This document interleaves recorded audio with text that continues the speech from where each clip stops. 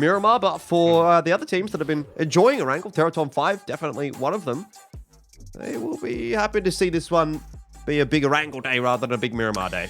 There's going to be a couple of teams that are probably very much looking forward to seeing Miramar as well around the corner.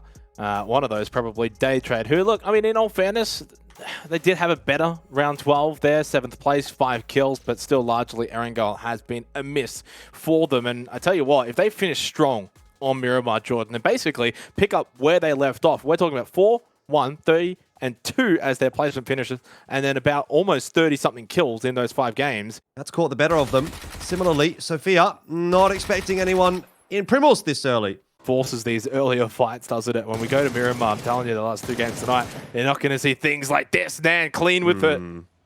Well, one of the 2 heroes at the end of the last game, Leo, goes down. That's not a bad shot from Shen, actually. Forces back. I think it was Jervis peeking out the window. Yeah, it forced Nan back.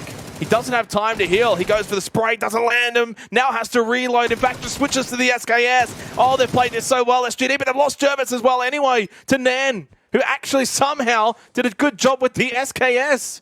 It's Shen, the only one left, but I don't know. Does Evil Patrick? No, go back. Evil Patrick's making his way there for AAP. Oh, but E-Arena with the bridge camp onto the Expendables. Yeah, I love this position from Zizzy as well. He's just high in the sky, waiting for them to come across. A little bit isolated now, a little bit open to the elements, I dare say. Does climb his way a little bit further up and is going to be safer now. It's gone generally pretty well for E-Arena. Zizzy actually knocks himself off the bridge. Patrick won, by the way, for AAP. He did come through with the kills onto SGD. They are out after the heroics of the last game. KM99 just trying to shoot the feet off of Levi's and Duck Juice. They're both gone, but help from Lyrics. Sort of a weighted thing that the closer to the event we get, the more valuable that particular event is. Obviously, internationally, there's, I believe, more events that actually do give you PGC points rather than just the PCSs. But here in APAC, it's just the PCS event. So PCS7 quite heavily weighted. Patton Pong.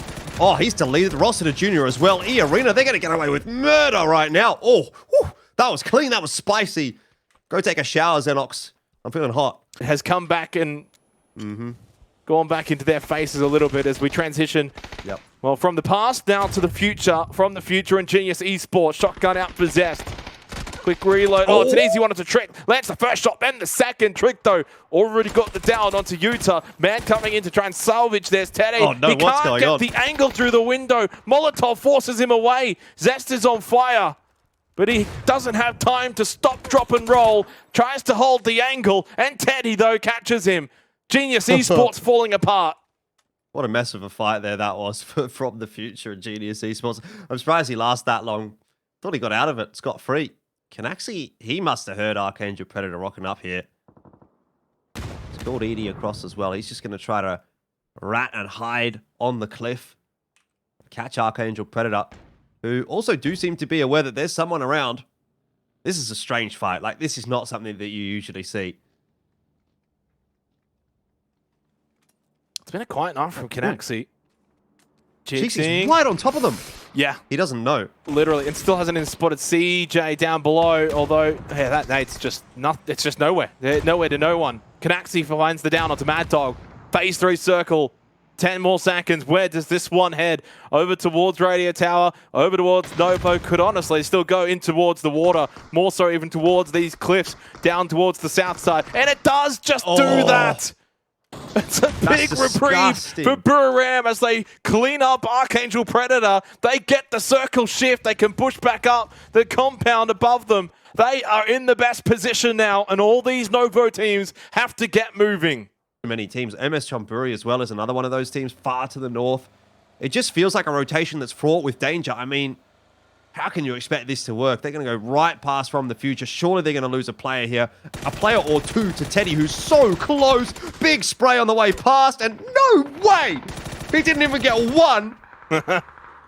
Now, and he got boomed by Skeet. MS Chonburi, though. They've got to pull up. Well, do they? They've kind of also got to get moving as well. Minute 20 until phase 4. It's all happening down towards Novo. Bandages, Xenox. They're using bandages. Well, sometimes all you've got And that's all you've got to use. They're pushing those straight past Genius Esports. A chance for Glories. He takes it. Got the kill onto Drop Jab. They're still going. Sending it up the hill. Utah from behind. 1, 2, 3.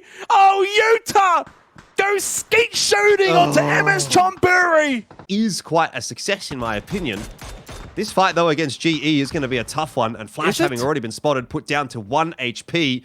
Could be a bad sign. I mean, there shouldn't be a tough one at all. They should be winning this fight comfortably, and yet they get the initial down onto Flash. Genius Esports have the blue pushing on them. They should be, just struggling to get out and struggling to hit shots. This should be all too easy for Daytrade, and yet really does nail home why they've been struggling on Erangel. It just seems like they lack confidence. They can't peek anything. And now PMA from below gets the down onto Belmoth. It's just passiveness that's getting punished now for Daytrade. They've only got 1 point really to their name from this game, Jordan. Despite having the 4 players up, they've got no kills. Now they've got 2 players down.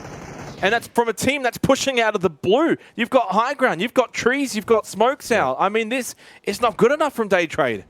Not to mention the fact that this is also now going to be a really strong side of the circle with that shift. They have really missed a beat. Nurans is doing his best to salvage the scenario. Puchils, though, gets knocked by Clories. And once again, you're going to have to see Daytrade stick another res this round, but they are starting to lose players now. They're sort of in a sandwich between Icarus and Buriram, and obviously that's not gone too well for them. They're not going to be able to get their way into the zone. It's just a case of trying to get maybe 1 or 2 more points out here for Rain. If he can find a knock that he can flush, that's the ideal scenario. Hey, into 7th though, right? And honestly, yeah. I know when you look at look at the teams from 10th to 7th, Jordan. It's 1 point separating, but I think this is just a really tremendous job so far here in the first week from the Origami Orangutans to be in 7th, to be in and amongst it. And you have to just put sort of your hands together and say, well done so far on this weekend as a whole. 2 more games on Miramar, of course, to play after this. If they can finish strong, maybe the top 6 could be on the cards for them. They had that big win on Miramar, so they're looking really good. And Daytrade looking really good with that circle. They've got the 3 players, good circle position. Buriram's the only team that has all 4 players alive as they pick up even more kills. Coming home strong here on Erangel, knowing that they've been struggling on Miramar. They need to get a win here and some points, and they're doing just that, really keeping the pressure on. And Cerberus kind of doing Cerberus things, but it looks like they're almost down and out, and other teams have caught up to them. They go and have a big game, and they're doing that here. So that gap now ballooning out to 20 points. Jan's going to try and make something happen here. All he's got is flashes. If he had a grenade, he could have really caused a problem for Cerberus, but he'll be peeked by Hisaki, who is able to find the timing, but that's actually going to end up being a kill for Belmoth, and that's great news for Daytrade. Yeah, Cerberus just going to really try and keep their heads down for as long as possible here. Hope that Daytrade and Buriram will come to arms against one another. And they're actually not far from doing so. Yeah, I was going to say, I would have liked to have seen Tycon throw the flash and then Solozzi to play off of that flash. In the end, they kind of just do nothing, and yeah, Buriram. I mean, if you're getting util thrown at your heart, you've kind of got to start doing something. Too many times you just see players sitting in there. Throw the flash out. Let Solozzi play off of that flash. Push out with him.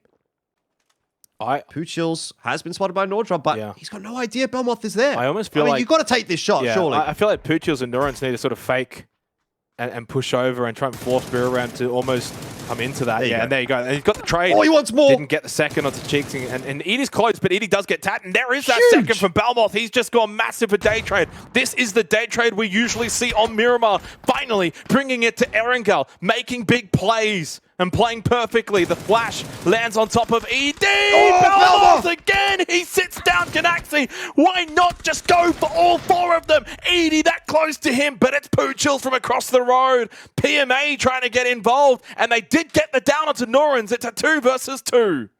Wow, that is huge from Daytrade. Of course, they do still have to secure the win here.